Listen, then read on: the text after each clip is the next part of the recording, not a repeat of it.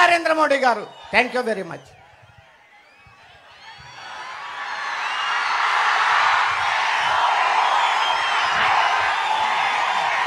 Corona ప్రజలందరికీ, అన్నదమ్ములకి, ఆడపడుచులకి, అక్క చెల్లెళ్ళకి, యువతులకి, పెద్దలకి, తెలుగుదేశం నాయకులకి, కార్యకర్తలకి, జన సైనికులకి, వీర మహిళలకి, ప్రతి ఒక్కరికి శ్రీరామనవమి శుభాకాంక్షలు. మీ అందరికీ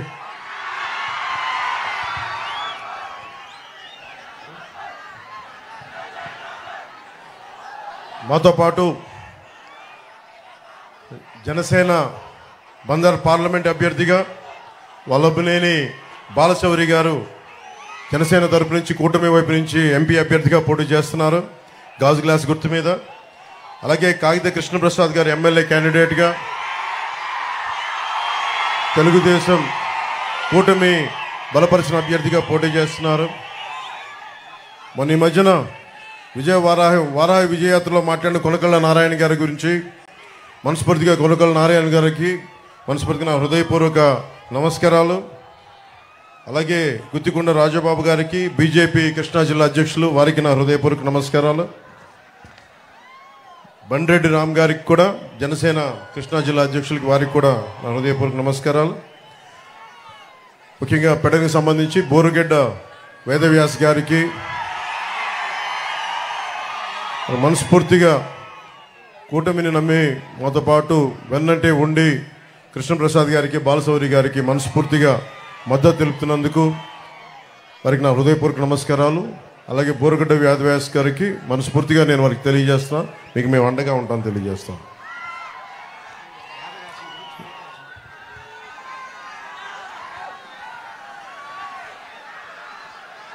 జగన్ నేను మాట్లాడుతా భీమవరంలో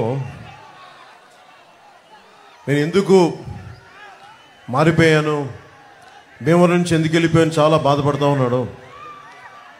జగన్కి అడుగుతున్నా, మరి ఇక్కడ ఉన్న ఎమ్మెల్యేని ఎందుకు ఇక్కడి నుంచి పక్క నియోజకవర్గానికి ఎందుకు పంపించేసావు? 70 నియోజకవర్గాలకు సంబంధించిన ఎమ్మెల్యేలు ఎందుకు మార్చావు? నోరు ఉంది కదా అని చెప్పి ఇష్టం వచ్చినట్టు మాట్లాడుకో. జగన్కి ఒకటే చెప్పదలుచుకున్నావు, నువ్వు మాట్లాడితే క్లాస్ వార్ అని మాట్లాడుతూ ఉన్నావు. మీకు తెలుసు కదమ్మా క్లాస్ వార్ అంటే. ఇక్కడ ఉన్న ఆడపడుచులందరికీ, పెద్దలందరికీ, యువకులందరికీ చెప్తా ఉన్నా, క్లాస్ వార్ అంటే ఏంటి?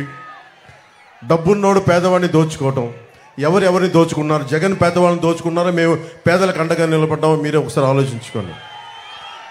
జగన్ క్లాస్ వార్ అని చెప్పే వ్యక్తి ముఖ్యంగా రాగానే పొట్టగొట్టింది 337 కోట్ల రూపాయలు జాతీయ ఉపాధి హామీ పథకం కింద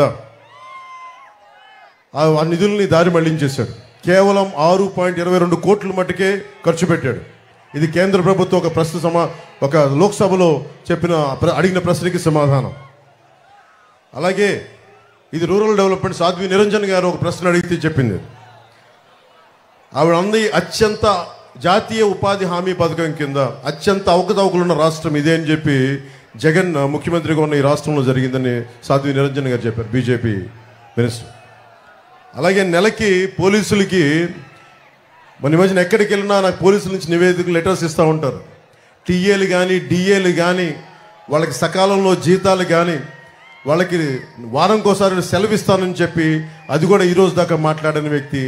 ఇది పోలీసులు శ్రమని దోపిడీ చేస్తున్న వ్యక్తి. ఇతను క్లాస్ వార్ గురించి మాట్లాడతాడు. అలాగే ముఖ్యంగా మనకి పెడననగానే గుర్తుకొచ్చేది మత్స్యకారులు. అత్యంత మంచి తీర ప్రాంతం ఉన్నది. అలాంటి చోట్ల మత్స్యకార యువతకి, మత్స్యకారులకి ఏమాత్రం ఉపాధి కల్పించలేకపోయాడు. పైహెచ్చు ఉపాధి కల్పించకుండా GO 217 అని చెప్పి ఈ రోజున మత్స్యకారులు పొట్టగొట్టడానికి, ఇన్లాండ్ ఫిషర్మెన్ అందరికీ దెబ్బ కొట్టడానికి ప్రయత్నిస్తే జనసేన ముందుకొచ్చి ఆ GO 217ని మన నర్సపూర్లో చించేసాం. దాన్ని ఏమాత్రం ఖాతరు చేయకూడదు. అలాగే భవన నిర్మాణ కార్మికుల సంక్షేమ నిధి 450 కోట్ల రూపాయలు, దాదాపు 30 నుంచి 40 లక్షల మంది భవన నిర్మాణ కార్మికుల సంక్షేమ నిధిని దారి మళ్లించి దోపిడీ చేసిన వ్యక్తి. 900 చేనేత సంఘాలకి 80 లక్షల నుంచి 1 కోటి రూపాయల దాకా ఆప్కో నుంచి రావాల్సిన నిధుల్ని రానివ్వకుండా చేసిన వ్యక్తి.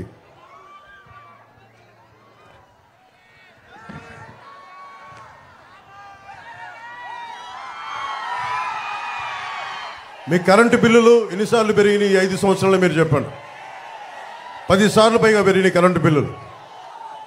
5 రూపాయలకి యూనిట్ కరెంట్ వచ్చే పరిస్థితుల్లో చంద్రబాబు నాయుడు గారు ఉన్నప్పుడు పవర్ పర్చేజ్ అగ్రిమెంట్స్ అని చెప్పి 20 సంవత్సరాలకి యూనిట్కి 5 రూపాయలని ఆయన ఒప్పందం చేసుకుంటే రాగానే అది రద్దు చేసి పీక్ టైంలో దాన్ని 18 రూపాయలకి ఖర్చు పెట్టి మీకు దానివల్ల మీకు 10 సార్లు పెరిగిపోయింది. 5 సంవత్సరాల్లో 10 సార్లు పెరిగిపోయింది.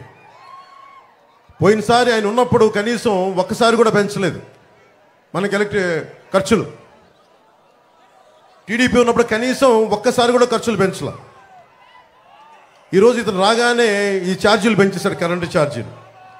దానివల్ల మీకు 27,500 కోట్ల రూపాయలు మీకు సంబంధించిన డబ్బుని దోపిడీ చేసిన. అందుకే మీకు 10 సార్లు మీరు కరెంటు బిల్లు ఎక్కువ కట్టాల్సి వస్తుంది.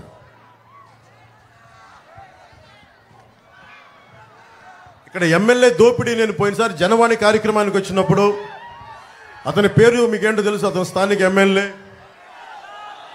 అతని గురించి నాకు ఒకటే చెప్పారు జనవాణిలో. పాస్బుక్ కావాలంటే 10,000 రూపాయలు ఇవ్వాలంట, కొత్త పాస్బుక్ కావాలంటే. చేపల చెరువు తవ్వుకోవాలంటే 1.5 లక్షల రూపాయలు లంచం ఇవ్వాలి. చేపల దాణా షాప్ పెట్టాలంటే 2-3 లక్షల రూపాయలు ఇవ్వాలి. మోటార్ కూడా ఆయన చెప్పిన షాపుల్లోనే కొనాలి. ఎమ్మెల్యే కనీసం మన పెడలకి డ్రైనేజ్ చేయలేకపోయాడు, కానీ నోటిని డ్రైనేజ్గా వాడుకునే వాడికి డ్రైనేజ్ ఏం క్రియేట్ చేయగలడు? పేకాట క్లబ్బులు నడిపేవాడు. వీళ్ళు పదవుల్లో ఎక్కారు. పదవులు ఉన్నది పనులు చేయడానికి, కానీ పేకాట క్లబ్బులు నడపడానికి కాదు. చాలా బాధ కలిగింది. ఈయన ఇంటి ముందు నుంచి ఎవరైనా నమస్కారాలు పెట్టాలంట. నమస్కారాలు పెట్టకపోతే గంజాయి కేసులు పెట్టాడు జన సైనికుల మీద. మట్టి మాఫియా కోసం ఫిర్యాదు చేస్తే ఇక్కడ పెడన యువత వాళ్ళని చెట్టు కట్టి కొట్టాడు ఈ వ్యక్తి. నా దగ్గరికి జనవాణికి చనిపోయిన ఒక జడ్జి తల్లి నా ఆస్తిని అతను అనుచరులు దోచేసుకున్నారు, నాకు అండగా ఉండంటే నాకు నిజంగా నిస్సహాయత బాధేసింది. జడ్జిలకు కూడా ఈ రాష్ట్రంలో భయభ్రాంతులను చేస్తాం, జడ్జి కుటుంబాలకు కూడా. చివరికి మున్సిపల్ వర్కర్స్ని కూడా హెరాస్ చేస్తూ ఉన్నారు, ఇబ్బంది పెడతా ఉన్నారు మున్సిపల్ వర్కర్స్ని కూడా. ముఖ్యంగా మనకి 18,000 కళంకారీ చేనేత కార్మికులు ఉన్న నియోజకవర్గం ఇది. నేను ఈ నియోజకవర్గంలో తిరుగు దాని గురించి ఇన్ఫర్మేషన్ వస్తామంటే పద్మనాభంగా భార్య నాగలీలావతి, వీళ్ళిద్దరూ ఒక బిడ్డ. చేనేత సంఘాలు ఈ వైసీపీ ప్రభుత్వం డబ్బులు ఇవ్వకపోవటం వల్ల, వాళ్ళకి రావాల్సిన బకాయిలు ఇవ్వకపోవటం వల్ల 3 లక్షలు అప్పు చేసి, అధిక వడ్డీతో అప్పు చేసి, అప్పు తీరే మార్గం లేక బిడ్డతో సహా 3 ఆత్మహత్య చేసుకుని చచ్చిపోయారు. అలాంటి చేనేత చావులు ఉండకూడదు. అదే మా ఆకాంక్ష, అదే మా ఆశయం. చంద్రబాబు గారు, మేము తెలుగుదేశం, జనసేన, భారతీయ జనతా పార్టీ ముఖ్యంగా చేనేత కార్మికులకి, కళంకారీ కార్మికులకి మేము మీకు అండగా ఉంటాం. మీ చేత మేము కన్నీరు పెట్టించాం, మీకు అండగా ఉంటాం. అలాగే కళంకారీ గురించి కూడా మీకు జిఐ ట్యాగ్ ఉంది. మీకు మీ వర్క్ని ఎవరు కూడా దాన్ని కాపీ చేయడానికి లేదు, కాపీ రైట్ ఉన్నది మీకు. కేంద్ర ప్రభుత్వం నరేంద్ర మోదీ గారు నాయకత్వంలో ప్రధానమంత్రి గారికి చెప్పి మరి మిమ్మల్ని ఎవరు కాపీ రైట్, మిమ్మల్ని దోపిడీ చేయకుండా, మనకి పవర్ లూమ్స్ మిమ్మల్ని మీ వర్క్ని కాపీ చేయకుండా చాలా బలమైన చట్టాలు పట్టుకొస్తాం. పవర్ లూమ్స్ మిమ్మల్ని ఇమిటేట్ చేసి మిమ్మల్ని మీ బతుకు తెరువును కొడతా ఉన్నాయి. ఆ కొట్టే పరిస్థితులు మేము ఆఫ్ చేసి మీకు అండగా ఉంటాం. ముఖ్యంగా కళంకారీ చేనేత కార్మికులందరికీ మేము మీకు అండగా ఉంటాం.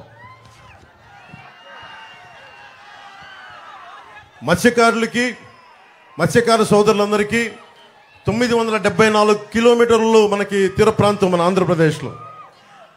మనకి భారతీయ జనతా పార్టీ ప్రధానమంత్రి గారు ఈ మేనిఫెస్టోలో, ప్రత్యేకించి ఎన్డీఏ మేనిఫెస్టోలో నీలి విప్లవం, మనకి రొయ్యలు కానీ చేపలు కానీ మనకి సముద్ర కోస్తా తీర ప్రాంతాన్ని ఆనుకున్న ప్రతి ఒక్కరికి కూడా దాదాపు జట్టీల నిర్మాణం, హై టెక్నాలజీతో పాటు డ్రోన్స్ వాడి ముఖ్యంగా మత్స్యకారులకి అండగా ఉండేలాగా, మీకు సంపద పెరిగేలాగా మనకు మోదీ గారు ప్రత్యేకమైన ఇది మనకి మేనిఫెస్టో పట్టుకొస్తూ ఉన్నారు. అది మేము చాలా బలంగా ఇంప్లిమెంట్ చేస్తాం, మీకు అండగా నిలబడతాం. అలాగే మహిళలకు కూడా మిమ్మల్ని మీ కాళ్ళ మీద నిలబడేలాగా మీకు అండగా ఉండేలా మీకు ముఖ్యంగా మహిళలకు ఉంటాం. ముఖ్యంగా రైతాంగం, చాలాసార్లు ఇక్కడ తుఫాన్లు వచ్చినప్పుడు రైతాంగం పెట్టిన కష్టాలకు మేము అన్ని ప్రత్యేకించి చూశాను. నేను ఈ రోజున నేనున్నది దశాబ్దంగా మీకోసం పనిచేస్తూ ఉన్నాను. ఈ రోజున కృష్ణప్రసాద్ గారిని గెలిపించమని కోరుకుంటా ఉన్నాను. బాలశౌరి గారిని గెలిపించమని కోరుకుంటున్నాను.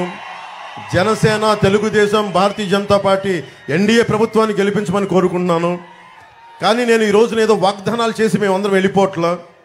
ఈ రోజున మా 21 మంది ఎమ్మెల్యే అభ్యర్థులందరికీ, 2 ఎంపీ అభ్యర్థులందరికీ ప్రమాణం చేయించాను.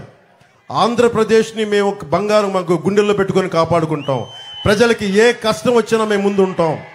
దశాబ్దం అధికారం లేకుండా ఏమి ఆశించకుండా పనిచేశాం. మీరు మనస్ఫూర్తిగా మీరు అండగా ఉంటున్నారు, నాకు తెలుసు ఆ సంగతి. కానీ భారీ మెజారిటీ కావాలి. జగన్ అనే వ్యక్తికి భయం వేయాలి. ఈ ఎమ్మెల్యే పేరు చెప్పమంటారా వద్దా? మీరు చెప్పండి. అతనికి అంత స్థాయి ఉందమ్మా, నోట్లోంచి చెప్పేంత స్థాయి ఉంది అతనికి. ఇక్కడ ఉన్న అందరికీ చెప్తా ఉన్నాం, ఎమ్మెల్యేలందరికీ కూడా చంద్రబాబు గారి కులం చేత తిట్టిస్తారు, నన్ను నా కులం చేత తిట్టిస్తారు, లేదంటే బీసీ కులాల చేత తిట్టిస్తారు, ఎస్సీ కులాల చేత తిట్టిస్తారు. నేను ఒకటే బాధపడుతున్నాం, ఎవరు ఎన్ని తిట్టినా రాజ్యాంగాన్ని నమ్మిన వాళ్ళం, రాజ్యాంగాన్ని పరిరక్షించే వాళ్ళం. మీరు ఏమి చేసినా, ఎన్ని రకాలుగా తుట్లు పొడిచినా మేము ధైర్యంగా ఎదుర్కొంటాం తప్ప కుల వివక్షలు కానీ మాలో మేము కొట్టుకోవాలని జగన్కి చాలా గొప్ప ఆశ ఉంది. అలాంటి ఏం జరగవు. నువ్వు మమ్మల్ని తిట్టించే కొద్ది ఇంకా బలపడతాం తప్ప మేము బలహీనపడం. అలాగే కలంకారీ కార్మికులకు సంబంధించి ముఖ్యంగా నాకు జనవాణి కార్యక్రమంలో వచ్చింది. ఈరోజు చంద్రబాబు గారి దృష్టికి కూడా తీసుకొస్తా ఉన్నాం. సార్, వాళ్ళకి రన్నింగ్ వాటర్లో నదీ పరివాహక ప్రాంతాల్లో వాళ్ళు రంగులు సరిదిద్దు కడగడానికి కానీ మనకి ఎక్కువ చేయడానికి రన్నింగ్ వాటర్ కావాలి. అందుకని వాళ్ళు కోరుకుంటుంది దానిలో ఏంటంటే నదీ పరివాహక ప్రాంతంలో కింద ప్రాంతాలకి అది కలుషితం అయిపోతుందని చెప్పి ప్రత్యేకించి కలంకారీ కార్మికులు అడుగుతున్నది 5 ఎకరాల విస్తీర్ణంలో రన్నింగ్ వాటర్ సదుపాయాలు ఉంటే మేము నదీ మనకి వాతావరణాన్ని కాలుష్యం చేయం, అలాగే మేము బతుకుతాం, మా కలంకారీ బతుకుద్ది అంటే ఆ ఒక్క మాట మేము ఇస్తున్నాం. ఆయన ముందే మేము మాటిస్తున్నాం, కలంకారీ కార్మికులకి మీకు 5 ఎకరాల విస్తీర్ణంలో రన్నింగ్ వాటర్ సదుపాయం ఉండేలాగా మీ కలంకారీ దీన్ని మీకు పరిరక్షించేలాగా మీ అవసరాలను తీర్చేలాగా మేము చర్యలు తీసుకుంటాం. అలాగే ముఖ్యంగా మనకి మత్స్య కార్మికులకు సంబంధించి దాదాపు మీకు జట్టీల నిర్మాణం, భవిష్యత్తులో మనకి దాదాపు ప్రతి 35 కిలోమీటర్లకు జట్టి ఉండాలన్నదే జనసేన ఆశయం కూడా. దానిని ఎన్డీఏ ప్రభుత్వం రాగానే ముందు 13 జట్టీలతో నిర్మాణం చేసి ఆ తర్వాత ఒక్కొక్క జట్టి చేస్తే దాదాపు 55,000 మందికి ఉపాధికి అవకాశం కలిగించే బలమైన అవకాశాలు ఉన్నాయి. అలాగే ముఖ్యంగా యువతకి ఉపాధి అవకాశాలు లేవు, డబ్బులు లేవు, ఉద్యోగాలు లేవు, డిఎస్సి లేదు. మనకి సరైన ముఖ్యంగా ఉపాధి అవకాశాలు ఎలా కావాలంటే మీకు బలమైన ప్రభుత్వం ఉన్నప్పుడే మనం ఏదైనా తీసుకురాగలం. ప్రతి పాస్బుక్కి 10,000 అడిగే ఎమ్మెల్యే ఉంటే మనకి ఉద్యోగాలు ఉపాధి అవకాశాలు రావు మనకి. నేను చెప్తున్నాను, నీకు మా మాటగా చెప్తున్నాను, జనసేన అధినేతగా చెప్తున్నాను, ఎన్డీఏ భాగస్వామిగా చెప్తున్నాను. మీరు యువత మమ్మల్ని మనస్ఫూర్తిగా బలంగా నమ్మండి. ఒక్క అవకాశం ఇవ్వండి, ఒక ఛాన్స్ ఇవ్వండి అంటే మొత్తం నాశనం చేశాడు రాష్ట్రాన్ని జగన్. మేము నిలబడతాను మీకోసం, మేమందరం బలంగా నిలబడతాం. చంద్రబాబు గారి అనుభవం చాలా చాలా అవసరం. వైసీపీ వ్యతిరేక ఓటు చీలకూడదని పదే ఎందుకు చెప్పానంటే మనకి పెడలలో రైతు కన్నీరు పెట్టకూడదు, చేనేత కళాకారులు బాధపడకూడదు. అలాగే ప్రతి ఒక్కరు కూడా ఆనందంగా ఉండాలి, ఉపాధి అవకాశాలు రావాలి, సకాలంలో ఉద్యోగాలు రావాలి. మీరు జగన్ అని చెప్పే పచ్చి అబద్ధాల్లో మద్యపానాన్ని నిషేధిస్తానని చెప్పిన వ్యక్తి ఈ రోజున సారా వ్యాపారిగా తయారైపోయాడు. గుంటూరు నుంచి కానీ ప్రతి నియోజకవర్గం నుంచి నాకు వచ్చేది మనుషులు వచ్చి భర్తల్ని తీసుకొచ్చి ఆడపడుచులు, అన్న మా ఆయన నరాలు దెబ్బతినేస్తుంది, బిడ్డలు తమ పిల్లల్ని కొడుకులను తీసుకొచ్చి 18, 20, 22 ఏళ్లకి ఆ కల్తీ మందు తాగేసి నరాల బలహీనతతోటి ప్యాన్క్రియాటిక్ డిసీజెస్, లివర్ డిసీజెస్. ఎందుకంటే దీనికి 5 సార్లు శుద్ధి చేయాల్సిన మద్యపానాన్ని కేవలం 2 సార్లకే పరిమితం చేసి ఎక్కువ 2,000 లీటర్లు చేసే చోట 6,000 లీటర్లు అవుట్పుట్ తీసేటప్పటికి క్వాలిటీ పోయి ఈ రోజున మొత్తం మనకి ఆరోగ్యాలు పాడైపోతూ ఉన్నాయి. మా నాన్న అబ్కారీ శాఖలో పనిచేసిన వ్యక్తి, పోలీస్ నుంచి సో మా నాన్న చెప్పే చాలాసార్లు చూస్తాను నన్ను, కల్తీ మందు ఇవ్వకూడదు, నిర్మోహమాటంగా చెప్తున్నాం. మందు అనేది ఏమైపోయిందంటే, ప్రత్యేకించి మన ఈ మధ్యన కూడా వైసీపీలు ఈ మధ్యన చేయని నాయకులు మాట్లాడుతూ ఉన్నారు, మేము కూర్చోబెట్టి మేము మందుని ఎంకరేజ్ చేస్తున్నాం అని చెప్పి. ఈ రోజున మనకి మద్యపాన నిషేధం నేను 2019లో చెప్పింది. ఆంధ్రప్రదేశ్లో మన గతంలో ఎన్టీ రామారావు గారి హయాంలో కూడా మద్యపానాన్ని నిషేధించి ప్రయత్నం చేశారు. ఆ రోజు కూడా కుదరలేదు. ముఖ్యంగా మన ఆంధ్రప్రదేశ్ అటువైపు వెళ్తే యానాము, ఒరిస్సా, ఛత్తీస్గఢ్, తెలంగాణ, తమిళనాడు ఇన్ని బోర్డర్లను షేర్ చేసుకొని మద్యాన్ని నిషేధించడం చాలా కష్టమైన పని. అలా కనీసం మనకు కావాల్సిన ఆరోగ్యాలు చెడగొట్టుకున్న మందు కావాలి అని చెప్పి దీంట్లో భాగంగా ఉంటే, ఈ వ్యక్తి కల్తీ మందు చేసి మద్యాన్ని నిషేధిస్తానని చెప్పి వచ్చిన వ్యక్తి దాదాపు 40,000 కోట్ల రూపాయలు ఈ రోజున డబ్బులు సంపాదించి ఆ డబ్బుతోటి ఈ రోజున మీ అందరికీ ఓట్లు కొనడానికి ప్రయత్నం చేస్తూ ఉన్నాడు. మీరు దయచేసి దీన్ని ఆలోచించండి. ఆడపడుచుల పసుపు కుంకాలు తీసేస్తున్నాడు జగన్ కల్తీ మందు పెట్టేసి. దీనిని మీరు చాలా చాలా తన్ని తగలేయండి. వైసీపీ నాయకులను చెప్తున్నాం, దయచేసి మీరు బాధ్యత తీసుకోండి. యువతకి చెప్తా ఉన్నాం, ముఖ్యంగా యువతకి, మీరు పోరాట పటిమ లేకపోతే, మీరు ఆలోచించకపోతే 2019 ఎన్నికలు ఎట్లా అయిపోయినాయి చూడండి. 2024 5 సంవత్సరాలు కాలచక్రం కిరణం తిరిగిపోయింది. డిగ్రీ ఉన్నవాళ్ళు ఈ రోజున ఉద్యోగాలు లేకుండా అయిపోయారు. మనకి నరేంద్ర మోదీ గారు చెప్తాను 2047 అని. ఈరోజు దారి పడుతూ ఉన్న చిన్న చిన్న పిల్లలు, వేదిక పైన ఉన్న చిన్న పిల్లలు అందరూ కూడా 2047కి మీరు 30 ఏళ్ళు వచ్చేస్తాయి. మీ అందరికీ బలమైన ఉద్యోగాలు కావాలి, ఉపాధి అవకాశాలు కావాలి. ఇక్కడున్న ఎమ్మెల్యేలు మనకి జగన్ వీళ్ళు డబ్బులు సంపాదిస్తే సరిపోదు, అడ్డగోలుగా దోచేస్తూ ఉన్నారు. మనకు కావాల్సింది త్రికరణ శుద్ధిగా మీకోసం నిలబడే ప్రభుత్వం. మేము మీకోసం నిలబడే వాళ్ళం, పదవుల కోసం ఆశించే వాళ్ళం కాదు. చంద్రబాబు గారి కానీ పాప ఆయన కూర్చొని ఆయన స్థాయిని ఆయన తగ్గించుకున్నారు రాష్ట్ర ప్రజల హితువు కోసం. నాకింత బలం ఉండి నేను కూడా నా స్థాయిని తగ్గించుకున్నాను. భారతీయ జనతా పార్టీ కూడా అలాగే వాళ్ళ స్థాయిని తగ్గించుకున్నారు. మేమందరం కూడా కలిసికట్టుగా ఎందుకున్నామంటే, ఇక్కడున్న ఆడపడుచు కన్నీరు పెట్టకూడదు, ఉద్యోగులు కన్నీరు పెట్టకూడదు, సకాలంలో జీతాలు రావాలి, ముఖ్యంగా యువతకు ఉపాధి అవకాశాలు రావాలి. ఇక్కడి నుంచి విదేశాలకు వెళ్ళిపోయే అవకాశం ఉంది, కానీ మన స్థానికంగా మన పెడల్లో ఉద్యోగాలు వచ్చే అవకాశాలు లేవు. భవిష్యత్తులో ప్రభుత్వం ఏం చేస్తారని చంద్రబాబు నాయుడు గారు చెప్తారు. కృష్ణా జిల్లాలో ముఖ్యంగా దాదాపు నాకు జనవాణి కార్యక్రమంలో 56 ఫ్లోరైడ్ ప్రాంతాలు ఉన్నాయి. ఎక్కడో మేము ఉద్దానంలో నుంచి విన్నాను, కానీ మనకి కూడా కృష్ణా జిల్లాలో కూడా వచ్చేసినాయి అని. దాదాపు 40 లక్షల ఇళ్లకి కనీసం మంచినీటి సౌకర్యం లేదు.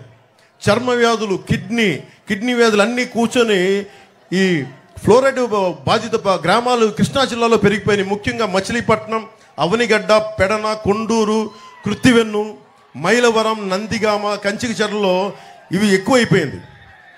సో దీనికి కారణాలు ఏంటి? దీన్ని కూర్చోబెట్టి పనిచేసే వాళ్ళు కావాలి. అలాగే విపరీతమైన ఇసుక దోపిడీ ఏ స్థాయికి ఉందంటే, మనకి నదుల్లో పాపం యువత స్నానాలకని వెళ్తే 76 మంది చనిపోయారు. యువత ఆ గుంతల్లో పడిపోయి అడ్డగోలుగా తవ్వేస్తే 76 మంది యువకులు చనిపోయారు. సీఎం ఇంటి పక్కనే ఉంది, జగన్ ఇంటి పక్కనే ఒక ఇల్లీగల్ రీచ్ ఉంది, ఇల్లీగల్ శాండ్ రీచ్. దాన్ని కూడా దృష్టిలో లేదు వాళ్ళకి. అంత అడ్డగోలుగా దోపిడీ చేస్తూ ఉన్నారు.